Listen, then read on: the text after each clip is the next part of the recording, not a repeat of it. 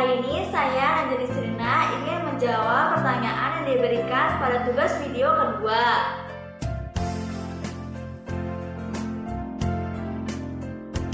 Jelaskan konsep kebahagiaan dan konsep pembelajar yang sahabat pahami.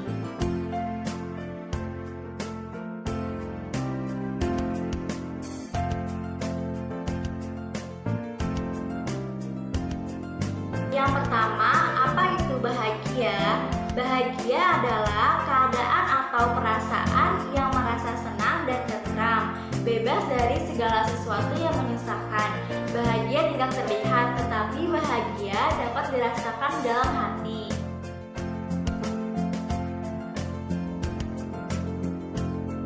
Yang kedua, kenapa kita harus bahagia? Karena bahagia adalah tujuan utama dari hidup manusia.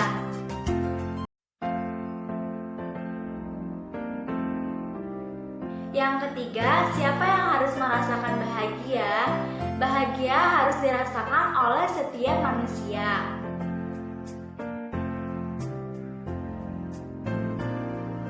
Yang keempat, kapan kita harus bahagia?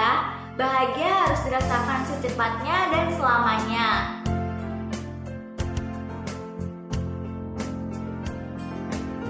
Yang kelima, bagaimana cara agar kita bahagia?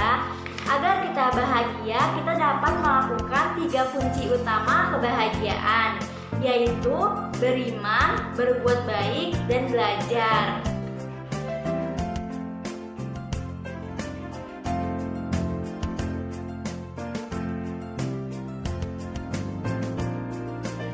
Yang pertama, siapa yang dimaksud dengan seorang pembelajar? Kita adalah seorang pembelajar.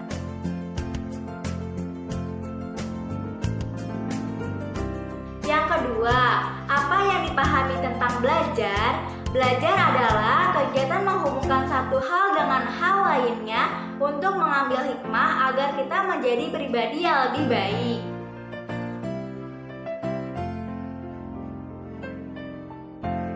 Yang ketiga, di Bimba Area ini siapa yang wajib belajar?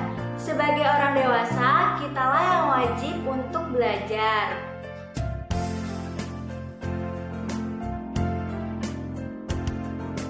Yang keempat, kenapa kita harus belajar? Karena dengan belajar, kita dapat menjadi pribadi yang lebih baik dan bahagia, dapat memahami dan memenuhi hak anak, melatih diri untuk dapat mencari solusi dari setiap permasalahan, serta dapat mengambil hikmah dari setiap perbedaan. Karena tidak semua harapan yang kita inginkan dapat sesuai dengan kenyataan yang harus kita jalani.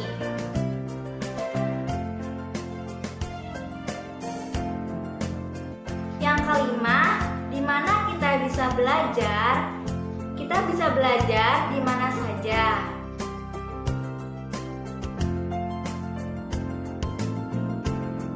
Yang keenam, kapan kita belajar? Kita belajar sepanjang hayat.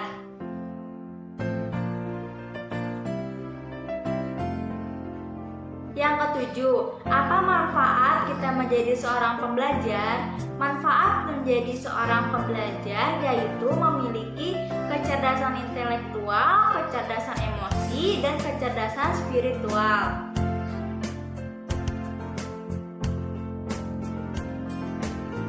Yang kedelapan, apa dampak dari kita tidak mau belajar?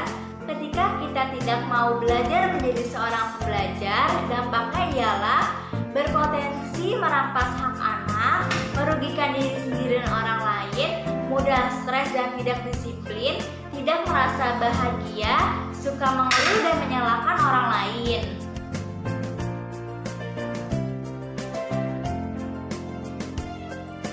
Yang kesembilan, bagaimana cara belajar? Belajar dapat dilakukan menggunakan indera manusia seperti membaca, mendengarkan, melihat, merasakan, dan berdiskusi. Bimba memiliki 7 tahapan belajar yang diadopsi dari taksonomi Bloom, yaitu tahu, paham, mengaplikasikan, menganalisa, sintesa, evaluasi, dan sosialisasi. Mungkin cukup sekian jawaban yang dapat saya berikan, kurang lebihnya mohon maaf. Terima kasih. Wassalamualaikum warahmatullahi wabarakatuh.